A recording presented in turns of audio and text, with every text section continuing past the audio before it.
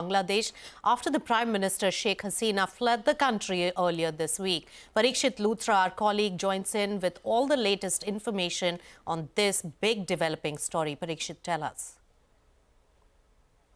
Well, a fast developing situation in India's neighborhood. What's worrying is that at least 100 people have been killed in Bangladesh in the violence and the rioting and the protests that have been taking place even after Hasina resigned and fled, taking the death toll to over 440. This is obviously a matter of concern for India, which is worried about our own diplomatic presence and the families of diplomatic staff. So what has happened since yesterday? Non-essential staff at Indian embassies and consulates in Bangladesh and also family members of diplomats have been brought back via commercial flights. Our Indian High Commission in Dhaka, 4 other Deputy High Commissions continue to function there. All our diplomats continue to work in Bangladesh. Helpline numbers have been released for Indian nationals. The next priority would be to get back Indian nationals. So we have been advising Indian nationals to return, and some steps could be taken in that direction. Up to 8,000 to 9,000 Indians could still be there in Bangladesh.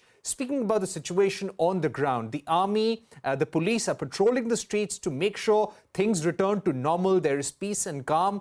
Some shops and business establishments, schools are opening up, but things still remain very tense in the country. Muhammad Yunus, the Nobel laureate, is returning to Bangladesh to head the interim government. Let's see whether the interim government can bring peace and stability in Bangladesh, and also what happens to the quota system. That is something that we will also have to wait and see. But Muhammad Yunus is a consensus candidate after discussions between student leaders, the military leaders, and also with the president of Bangladesh.